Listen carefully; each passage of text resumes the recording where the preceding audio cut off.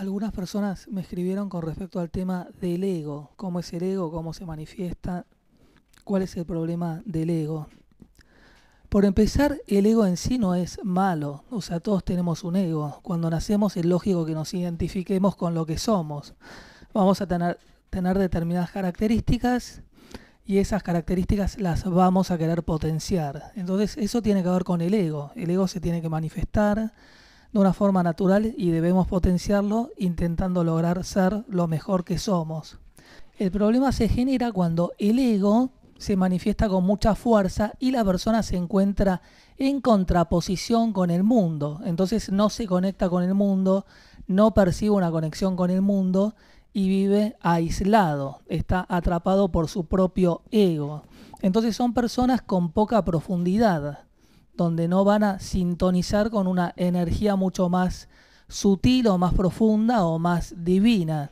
Entonces son personas donde van a dividir la vida en aburrido o divertido. Se aburren o se divierten buscando el placer en forma inmediata, la autosatisfacción, y que de alguna forma se escuchan esos lemas: vida hay una sola, el fin justifica los medios. La persona va a querer acaparar a través de su ego todo lo que puede, en búsqueda de esa autocomplacencia. Y de hecho no se puede hacer nada con esa persona si la persona no va a percibir o no va a sentir una energía más sutil. Por eso muchas veces cuando se hablan de los sistemas educativos, que es lo que hay que darle a los chicos, lo que no se le puede dar a nadie es la profundidad. Una persona que carece de profundidad no tiene profundidad. Es bastante simple. Pero el ego va creciendo, va desarrollándose con el tiempo. Es a través de alguna experiencia traumática negativa donde ese ego sufre, y a través de la identificación con esa pérdida empieza a adquirir una cierta conciencia. Aparece el amor en un punto determinado dentro de lo que es ese ego.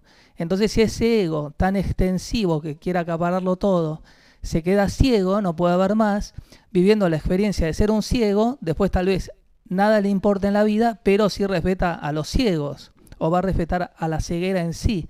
Entonces hubo una situación traumática que hizo que la persona se conecte con un cierto grado de pérdida, que esa pérdida le despertó la conciencia en ese punto específico. Entonces el ego de a poquito va creciendo y se va iluminando con el tiempo. Es un proceso largo, entonces es muy común que de pronto uno conoce a alguna persona muy superficial, que parece que nada le importa, pero que tiene algún cierto grado de conciencia con respecto a algún punto específico porque lo vivenció. Entonces la identificación con respecto a nuestras propias problemáticas o nuestras propias carencias nos van elevando de a poquito a nivel espiritual, otorgándonos una mayor profundidad.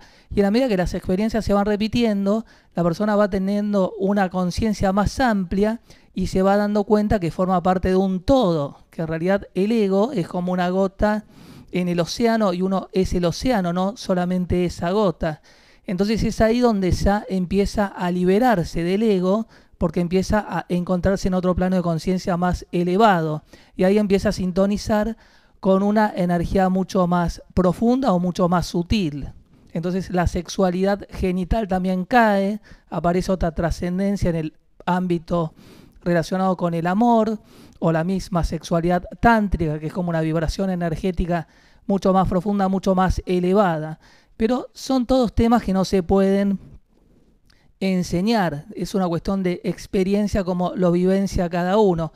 Cuando uno se encuentra con otra persona y le molesta mucho el ego de la otra persona, y entonces está conviviendo con esa otra persona, es el propio ego de uno que también está sufriendo. Muchas veces nosotros nos ponemos en determinadas situaciones donde los choques de ego y lo que nos choca de la otra persona es el reflejo de nosotros mismos. Entonces criticamos mucho de lo que la otra persona es, pero de lo que nosotros vemos reflejado en el otro, porque si no, ¿qué es lo que justifique que estemos con esa clase de persona? Entonces muchas veces nosotros criticamos lo que realmente estamos anhelando o que estamos buscando, o lo que nos estimula. Somos como dos pares y ese otro par representa la parte nuestra que nos desafía y que nos genera toda esa adrenalina.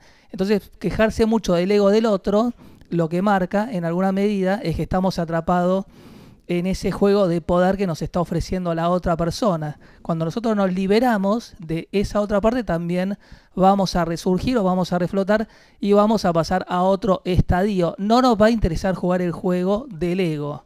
De todas formas, el ego en sí es la forma que tiene la persona para ir creciendo a través de sí mismo a una trascendencia divina que se va a ir dando con las diversas experiencias de lo que es la mente sobre la materia.